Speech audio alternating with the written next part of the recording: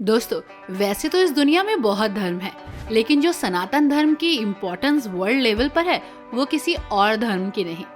शाश्वत या सदा बना रहने वाला है सनातन धर्म, जिसका ना आदि है और न ही अंत। सनातन धर्म जिसे हिंदू धर्म अथवा वैदिक धर्म के नाम से भी जाना जाता है।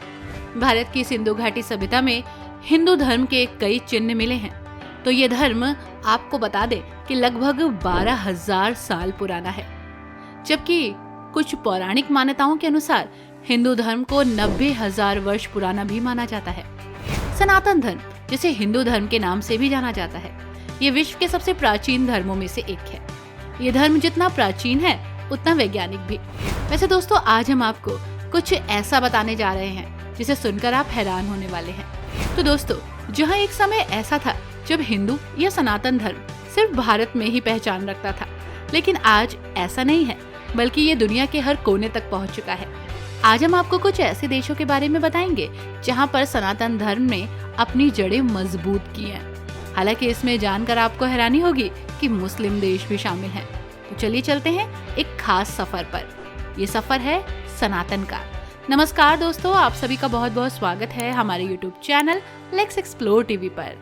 तो दोस्तों, सनातन धर्म पहुंचा अमेरिका। अमेरिका में भारतीय प्रवासियों की संख्या लगातार बढ़ रही है। भारतीय लोग यहाँ पर बड़ी संख्या में बस गए हैं। अमेरिका में करीब 50 लाख से ज्यादा इंडियन रहते हैं, जिनमें से अधिकांश हिंदू धर्म का पालन करते हैं। इनके माध्यम से मंदिर, आश्रम और धार्मिक आयोजनों की संख्या बढ़ गई। सनातन धर्म के फैलने का सबसे बड़ा कारण योग और ध्यान रहा। योग को एक वैज्ञानिक और आध्यात्मिक अभ्यास के रूप में देखा गया। यहाँ की भाग दौड़ की जिंदगी में सनातन धर्म कब जरूरी बन गया पता ही नहीं चला। मानसिक और शारीरिक स्वास्थ्य बेहतर करने के लिए लोग सनातन से जुड़े। 50 मिलियन से अधिक लोग नियमित रूप से आज योग कर रहे हैं, हिंदू दर्शन को अपना रहे हैं। 1893 में स्वामी विवेकानंद ने शिकागो विश्व धर्म महासभा में भाषण देकर वेदांत और योग का प्रचार किया था, जिस पेड़ पर आज फूल खिलता दिख रहा है। आज यहाँ art of living, Shri Shri Ravishankar, Isha foundation, Sadhguru और रामकृष्ण मिशन और चिन्मय मिशन अमेरिका में हिंदू दर्शन का प्रचार कर रहे हैं। अमेरिका में कई यूनिवर्सिटीज और शिक्षण संस्थान हैं जहां भगवद गीता और वेदांत पर शोध और स्टडी हो रही है। गीता के ज्ञान से प्रभावित होकर कई अमेरिकी लोग इसे पढ़ रहे हैं और अपने जीवन में उतार रहे हैं। इतना ही नहीं, इस्कॉन ने अच्छी जड़ यहाँ बनाई है। न्यूयॉर्क, लॉस एंजलिस और बहुत सारे बड़े शहरों में इस्कॉन के मंदिर स्थापित हो चुके हैं। इतना ही नहीं, कृष्ण भक्ति में यहाँ के लोग लीन रहते हैं। Petersburg, Pennsylvania, Chicago, Atlanta, Georgia और न्यूयॉर्क जैसे बड़े शहरों में यहाँ पर खूबसूरत मंदिर बने हैं। इन मंदिरों में केवल भारतीय नहीं बल्कि अमेरिकी लोग भी जाते हैं। हॉलीवुड और पश्चिम सभ्यता में भी इसका असर नजर आता है। दोस्तों, नेक्स्ट कंट्री है कनाडा। जैसा कि हम सभी जानते हैं कि कनाडा को मिनी इंडिया भी कहा जाता है, क्योंकि हमने उसे मिनी इंडिया बना दिया।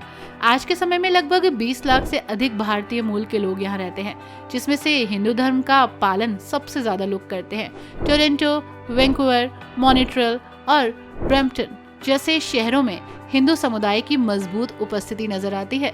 बड़ी संख्या में इंडियंस हैं और हिंदू धार्मिक और सांस्कृतिक केंद्रों की यहाँ पर डिमांड भी होने लगी। कनाडा की मल्टीकल्चरिज्म पॉलिसी के कारण यहाँ हिंदू धर्म को अपनाने में ज्यादा दिक्कत नहीं आई। लोगों को अपना मानसिक स्वास्थ्य और शारीरिक स्वास्थ्य नजर आया हिंदुत्व में।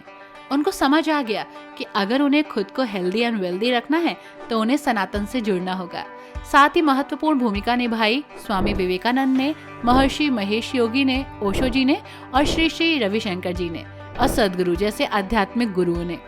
कई कनाडाई नागरिक भगवद गीता, वेदांत और ध्यान साधना से काफी प्रभावित हुए और सीरियसली सब लोग काफी ज्यादा इम्प्रेस हो चुके हैं सनातन धर्म से। ऐसा ही कुछ हाल इंग्लैंड में भी है। इंग्लैंड में सनातन धर्म का प्रभाव लगातार बढ़ रहा है, खासकर भारतीय प्रवासियों की बढ़ती संख्या के कारण। योग और ध्यान की तरफ लोग खिंचे आ रहे हैं। इंग्लैंड में हिंदू धर्म के बढ़ने का सबसे बड़ा कारण वहाँ भारतीय प्रवासियों की बढ़ती संख्या रही। हालांकि आपको एक बात और बता दें कि लंदन, बर्मिंघम और लिसेस्टर और मैनचेस्टर जैसे शहरों में हिंदू समुदाय बहुत ज्यादा एक्टिव है। हालांकि ब्रिटेन की सरकार ने भी हिंदुत्व को बहुत ज्यादा डेवलप किया यहाँ पर। सनातन धर्म को फलने फूलने का मौका दिया। इंग्लैंड के कई स्कूल्स और यूनिवर्सिटीज में योग एक सब्जेक्ट के तौर पर पढ़ाया जाता है। हालांकि बहुत सारे सिद्धांत हैं जो हिंदू धर्म से जुड़े हैं जो इंग्लैंड ने अपनाए, लाइक कर्म योग, भक्ति योग और ध्यान साधना। इंग्लैंड में कई विश्वविद्यालयों में हिंदू धर्म, वेदांत और भगवद गीता पर रिसर्च हो रही है। ऑक्सफोर्ड और कैम्ब्रिज यूनिवर्सिटी में भारतीय दर्शन पर बहुत सारी रिसर्चेज हुई हैं और इस पर स्टडी भी चल रही है। गीता प्रेस और इस्कॉन जैसे संगठन भगवद गीता का यहाँ प्रचार करते हैं। गीता पढ़ो अभियान के तहत कई ब्रिटिश लोग भगवद गीता के संदेश को लोगों तक पहुँचा रहे हैं। हालांकि हाल ही में ऋषि सुनक ने गर्व से कहा था कि मैं इंडियन हूँ और हिंदू धर्म को मानता हूँ। हिंदू धर्म के अनुयायी होने का उन्हें काफी गर्व रहा। साथ ही आपको बता दें कि उन्होंने भी ब्रिटेन में सनातनी पहचान को स्वीकारा। ब्रिटेन में दिवाली के अवसर पर प्रधानमंत्री आवास पर लाइटिंग की गई, दिए जलाए गए। योग साधना और गीता ज्ञान के कारण आज ब्रिटेन में भी सनातन धर्म पहुंच चुका है और यही हाल जर्मनी का भी है। आज के समय में जर्मनी में 2 लाख से अधिक भारतीय मूल के लोग रहते हैं, हिंदू धर्म का पालन करते हैं। 20 वर्षों में तेजी से यहाँ पर हिंदू धर्म की पहचान बढ़ी। लोगों ने धर्म का प्रचार किया। यहाँ पर लोग आईटी, इंजीनियरिंग, मेडिकल और बिजनेस सेक्टर में बड़ी संख्या में काम करते हैं, लेकिन सनातन धर्म से जुड़े हैं। ईशा फाउंडेशन, जो कि सदगुरु द्वारा चलाया गया, जर्मनी में एक पहचान रखता है। आर्ट ऑफ लिविंग के माध्यम से ध्यान और योग को बढ़ावा मिल रहा है। यहाँ पे बहुत सारे सेंटर्स खुले हैं जो ध्यान और योग कराते हैं। साथ ही आज के समय में हिंदुत्व का प्रभाव इन लोगों पर इतना है कि ये शाकाहारी जीवन अपना चुके हैं और अहिंसा के सिद्धांतों पर चल रहे हैं। लोग कर्म, योग, भक्ति और साधना के रास्ते पर चल रहे हैं। हरे कृष्ण आंदोलन यानी कि इस्कॉन का प्रभाव जर्मनी में आप साफ तौर पर देख सकते हैं। सनातन सीरियसली यहाँ बहुत तेजी से फल फूल रहा है। दोस्तों, ये प्रभाव आप रशिया पर भी देख सकते हैं। रशिया में हिंदू धर्म 19वीं सदी के आखिर में दिखाई दिया, जिसे पेरेस्त्रोइका कहा गया। पेरेस्त्रोइका का मतलब है पुनर्गठन। ये एक ऐसे युग के बारे में कहा गया जब काफी ज्यादा कॉन्फ्लिक्ट्स थे, इकोनॉमिकली भी और पॉलिटिकली भी। इस दौरान रूस में बसने और काम करने वाले लोग यहाँ पर आना शुरू हुए, जो कई जातियों के थे, कई धर्मों के थे। लेकिन एक बात है, रूस पर सबसे ज्यादा प्रभाव हिंदू धर्म का देखा गया। 1990 के दशक से यहाँ पर हिंदुत्व का प्रभाव बढ़ता गया। रूस की राजधानी मॉस्को में हिंदू भवन बने और सामुदायिक केंद्र भी बने। आध्यात्मिक स्थल भी खोले गए। मॉस्को में भारतीय समुदाय ने एक हिंदू मंदिर की मांग की, जो बन भी गया। हिंदू धर्म की व्यापक स्वीकृति को ये चीज दर्शा रही थी कि अब रूस ने हिंदू धर्म को एक्सेप्ट कर लिया है। मॉस्को और सेंट पीटर्सबर्ग में इस्कॉन मंदिर नजर आते हैं, जो ये दिखाते हैं कि यहाँ पर सिर्फ इंडियन ही नहीं बल्कि रशियन भी जाते हैं। भारतीय समुदाय के लोगों ने यहाँ हिंदू धर्म का प्रचार प्रसार किया और अपनी भागती दौड़ती जिंदगी में सुकून पाने के लिए लोग सनातन की ओर खींचे चले आए। माना जाता है कि धीरे धीरे लोग हिंदू धर्म को अपना रहे हैं, योग करते हैं और गीता का पाठ भी। दोस्तों, अब बारी आती है इंडोनेशिया की। जी हाँ, इंडोनेशिया, जो मुस्लिम बाहुल्य देश है। एक समय पर हिंदू बाहुल्य रह चुका है इंडोनेशिया। अब 87% से ज्यादा लोग मुस्लिम धर्म को मानते हैं यहाँ। इसके बाद भी यहाँ बहुत से मंदिर हैं। ज्यादातर जगहों पर राम और शिव की पूजा होती है। यहाँ तक कि इस देश में 70 के दशक से रामायण पर आधारित एक नृत्य नाटक चल रहा है, जो और कहीं नहीं होता।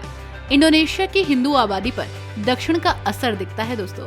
खासकर यहाँ के मंदिर उसी तर्ज पर बने हैं। माना जाता है कि छोटे बड़े सब मिलाकर 1000 से 1500 टेम्पल्स होंगे यहाँ पर। इसमें बाली और सुमात्रा में सबसे ज्यादा मंदिर है। बाली में लगभग हर बड़ी हिंदू कॉलोनी में एक छोटा मंदिर जरूर होगा। यहाँ पर एक उलुवातु टेम्पल है। ये टेम्पल तब बना था जब देश में तेजी से मुस्लिम धर्म फैल रहा था। ऐसे में हिंदू आबादी ने अपने प्रतीकों और मान्यताओं को बचाने के लिए कई मंदिर खड़े किए। क्या आपको लगता है अफ्रीका में हिंदू धर्म होगा? बिल्कुल है, अफ्रीका का घाना। दोस्तों, यूनेस्को की एक रिपोर्ट बताती है कि अफ्रीकी देश घाना में हिंदुओं की आबादी तेजी से बढ़ी। घाना में सबसे बड़ी धार्मिक आबादी मुस्लिम और ईसाई है, लेकिन अप्रवासियों और नव परिवर्तित घाना वासियों की संख्या में बढ़ोतरी हुई, जिसकी वजह से हिंदू आबादी बढ़ गई। घाना में क्यों बढ़ रही है हिंदू आबादी, ये भी एक क्वेश्चन है। स्वामी घनानंद सरस्वती के नेतृत्व में घाना हिंदू मठ घाना में सक्रिय हुए। हिंदू धर्म का प्रचार करने में ये काफी सक्रिय रहे। घाना में सक्रिय अन्य संगठनों में सत्य साई संगठन, आनंद मार्ग और ब्रह्म कुमारी भी हिंदू धर्म के प्रचार में अपना योगदान दे रहे हैं। हिंदू धर्म घाना में अचानक विकसित नहीं हुआ। इसके पीछे एक ऐसा ग्रुप है जिसने हिंदू धर्म की विशेषताओं को लोगों तक पहुंचाया, जिससे अफ्रीकी लोगों में हिंदुत्व के प्रति श्रद्धा भाव उत्पन्न हुई। घाना में हिंदू धर्म की शुरुआत 1947 के बाद हुई थी।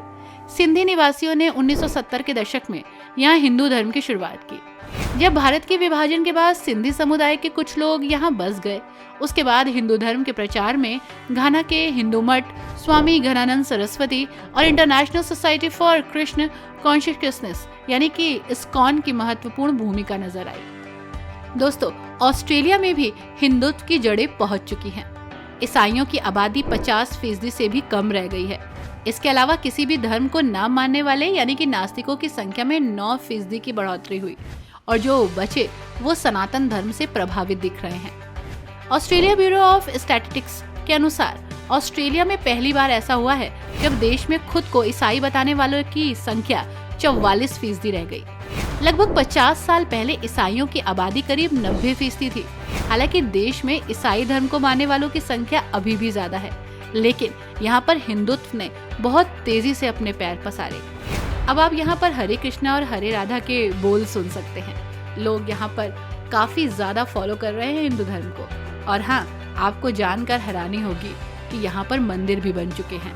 और हाँ, एक चीज और, लोग बहुत तेजी से योग और आस्था के आगे आ रहे हैं, भारत से प्यार कर रहे हैं और इंडिया को समझने की कोशिश भी। आई होप दोस्तों ये वीडियो देखकर आपको खुशी जरूर हुई होगी। क्यों नहीं होगी? अगर आपका अपना धर्म इतनी तेजी से विश्व में पैर पसारेगा तो खुशी तो होगी। आपको ये वीडियो कैसी लगी हमें जरूर बताइएगा। वीडियो को लाइक एंड शेयर कीजिएगा। Thanks for watching. Bye bye and take care.